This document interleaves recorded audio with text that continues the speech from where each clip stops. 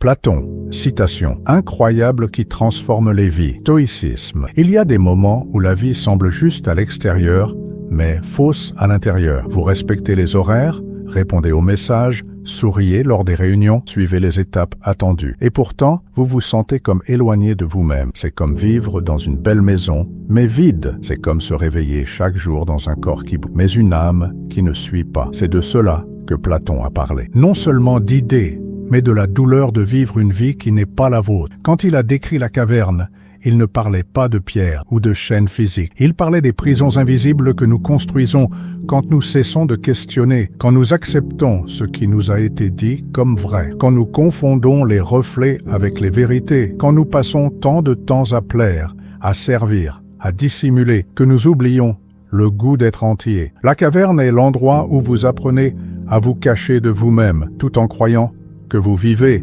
Et puis, à un certain moment, une phrase vous trouve, une citation, simple mais juste, qui touche là où ça fait mal, qui allume quelque chose, qui vous déconcerte mais vous aligne. Platon disait que le corps est la prison de l'âme, et peut-être, au fond, ce qu'il voulait dire, c'est qu'il y a des choix, des postures, des schémas, qui font de notre propre présence un lieu de captivité. Sénèque, avec la précision de celui qui connaît l'âme humaine, a écrit « Rien n'est plus cruel que de vivre une longue vie et superficielle ». Et c'est de cela que nous parlons ici, d'un vide qui se déguise en stabilité, d'une existence qui se réalise mais ne se ressent pas, d'une fatigue qui ne vient pas du faire mais du non-être. Marc Aurèle, avec sa sobre sérénité, compléterait « L'âme devient ce dont elle se nourrit, et si vous vous êtes seulement nourri d'obligations, d'exigences, d'actions, il n'est pas étonnant que vous vous sentiez épuisé, déconnecté, absent de vous-même. Cette vidéo est une invitation, non pas à fuir, mais à voir ce que vous avez évité, parce que parfois, une citation est plus que des mots, c'est une lampe allumée au fond du tunnel, non pas pour vous sortir de la douleur, mais pour vous montrer ce qu'elle veut révéler. La sortie de la caverne commence par un regard honnête. Cela commence maintenant. En vous, 1. Le corps est la prison de l'âme. Ce n'est pas seulement le corps, c'est l'emploi qui vous épuise, mais vous continuez. C'est la relation qui vous tait, mais vous insistez. C'est le rôle que vous jouez tous les jours, celui qui plaît, qui résout, qui encaisse, mais que vous ne reconnaissez plus comme le vôtre. La prison est subtile, et c'est pourquoi elle est si dangereuse, parce qu'elle se confond avec la routine, avec le devoir, avec la stabilité. Mais ce qui est stable, c'est votre silence, c'est l'absence de soi dans sa propre vie. Platon a parlé de cette prison comme de quelque chose qui nous empêche d'accéder à ce que nous sommes vraiment. Et le plus douloureux, c'est que bien souvent, c'est nous-mêmes qui tournons la clé, par peur de décevoir, par honte de changer, par habitude d'obéir, parce que nous avons appris trop tôt que trop sentir gêne, que trop vouloir dérange,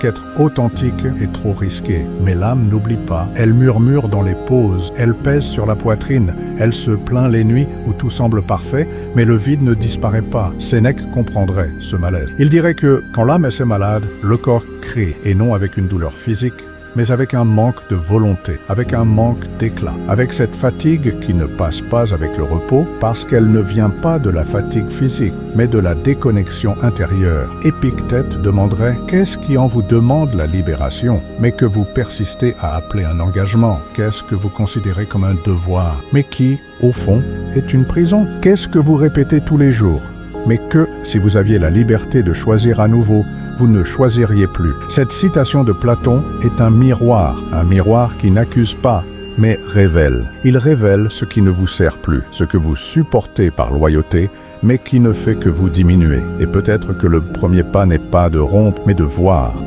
avec sincérité, avec présence, avec courage, parce que la vraie liberté commence à l'intérieur. Et avant de quitter un endroit, il faut sortir du personnage que vous avez appris à être et vous souvenir de l'âme qui vit encore là, silencieuse, mais intacte, attendant d'être écoutée.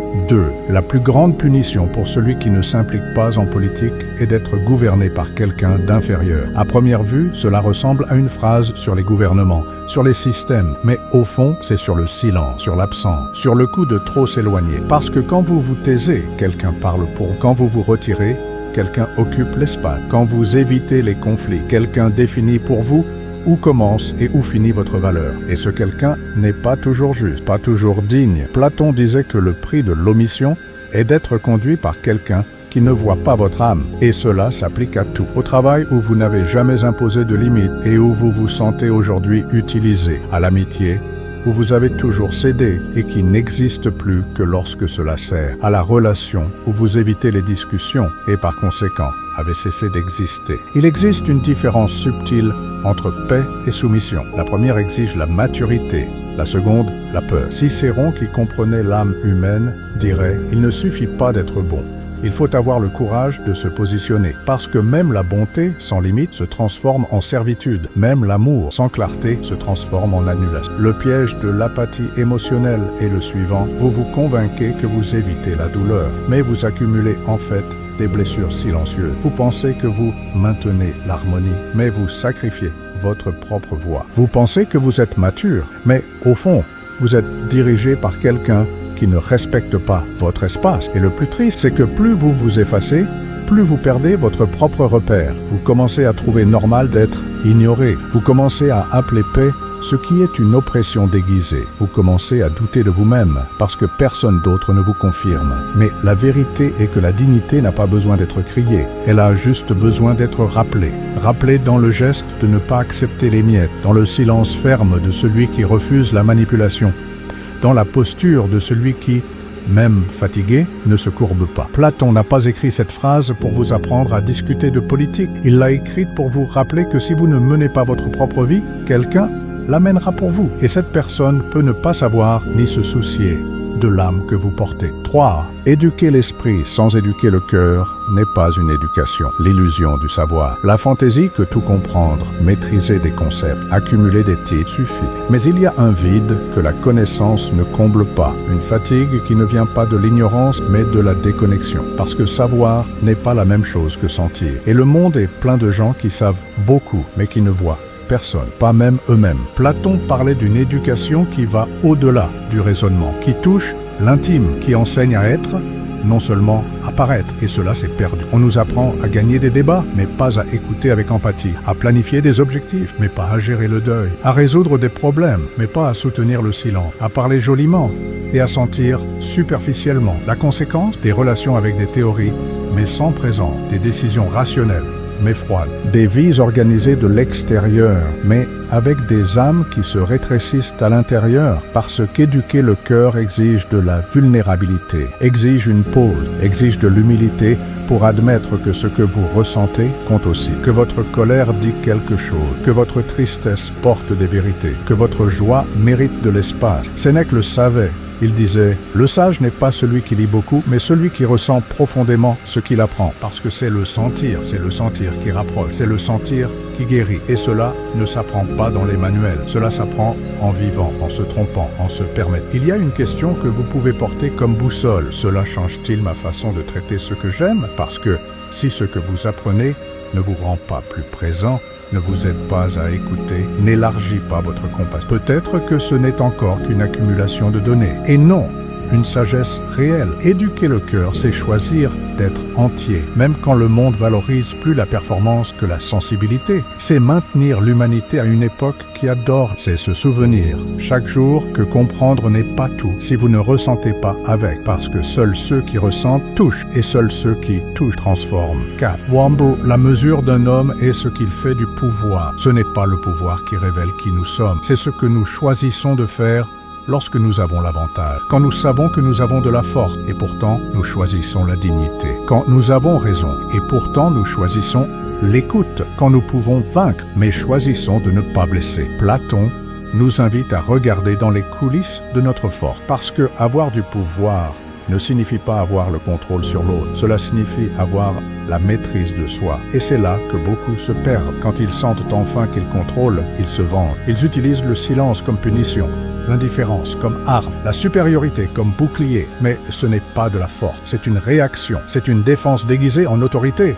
C'est une vieille douleur masquée en sagesse. La vraie mesure réside dans la façon dont nous utilisons le pouvoir que nous avons, même le plus simple, le pouvoir de se taire, de décider, d'influencer, de prendre soin. Marc Aurèle, dans son introspection stoïcienne, comprendrait cela à la perfection. Lui, qui avait un empire entier entre les mains, a écrit « L'âme devient ce dont elle se nourrit. Si vous nourrissez votre pouvoir de ressentiment, il se transforme en poison. Si vous le nourrissez de lucidité, il devient un guide. Si vous le nourrissez de compassion, il devient une guérison. Le piège est d'utiliser le pouvoir pour réaffirmer la douleur, pour montrer que maintenant c'est vous qui décidez, que maintenant vous pouvez faire ressentir à l'autre ce que vous avez ressenti. Mais le vrai stoïcien ne riposte pas avec le même poison. Il transforme, il ne descend pas au niveau de celui qui l'a blessé.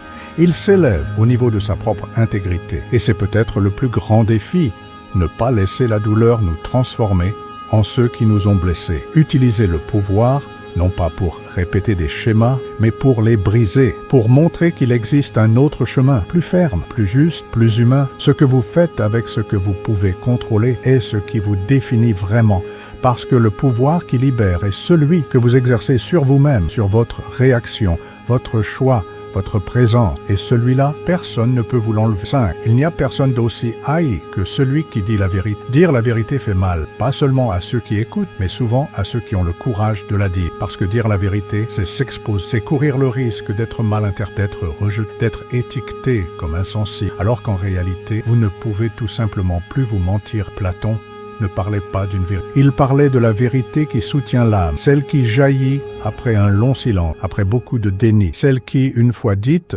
change l'atmosphère d'une pièce, ébranle les liens fragiles, rompt les accords invisibles de convenance, mais qui libère aussi. Le problème est que dans un monde qui valorise plus l'apparence que l'essence, la vérité effraie, parce que la vérité démasque, la vérité éclaire, la vérité oblige l'autre à se regarder, et tout le monde ne veut pas voir. Tout le monde n'est pas prêt à admettre ce qui se cache derrière le sourire, l'habitude, le contrôle. Épictète, avec sa fermeté tranquille, disait « Préférez la vérité qui blesse à l'illusion qui endort, car l'illusion peut certes réconforter un temps, mais elle coûte cher, elle coûte l'identité, elle coûte la paix, elle coûte du temps, et rien n'est plus angoissant que de vivre une vie où l'on doit cacher ce que l'on ressent pour garder ce que l'on a. Il y a une question qui peut faire mal, mais qui doit être posée. Qu'évitez-vous de dire par peur de perdre, et qu'avez-vous déjà perdu en ne l'ayant jamais dit? Parce que parfois, le silence préserve des liens qui sont déjà morts, et la parole honnête, aussi douloureuse soit-elle, est le début d'un nouveau type de présence, plus propre, plus réel. Dire la vérité est solitaire, mais c'est aussi libérateur, car même si cela fait mal, même si cela dérange,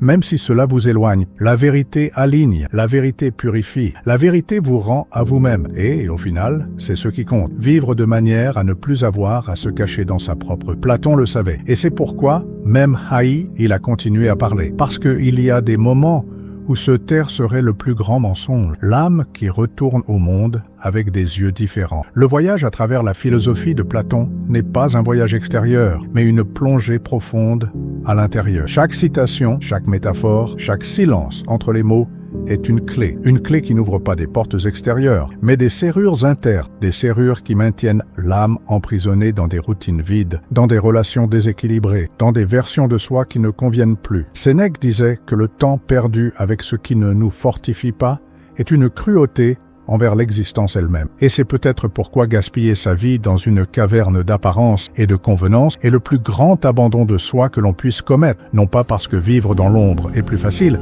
mais parce que nous nous y sommes tellement habitués que nous en avons oublié la lumière. Épictète ajouterait « Vous ne pouvez pas contrôler les vents, mais vous pouvez ajuster les voiles, parce que l'éveil qui transforme vraiment ne vient pas de changer les autres, le monde ou les circonstances. Il vient de changer la façon dont vous marchez, ce que vous décidez de porter et surtout ce que vous choisissez de lâcher. Cicéron, avec sa sagesse éthique, nous rappellerait qu'aucun chemin ne sera favorable si vous ne savez pas où vous allez. Et cette direction n'est pas un objectif professionnel, un statut social, un chiffre sur un compte bancaire. C'est la sensation de cohérence, de paix, de savoir que même avec peur, vous êtes honnête avec ce que vous ressentez, avec ce que vous savez, avec ce que vous ne voulez plus simuler. La caverne que Platon nous montre n'est pas le problème. Le problème est de croire qu'elle est notre foyer, que l'obscurité est normale, que les ombres sont tout ce qui existe. Mais il suffit d'un faisceau de vérité, d'une lueur de courage, d'une étincelle de lucidité, et quelque chose en nous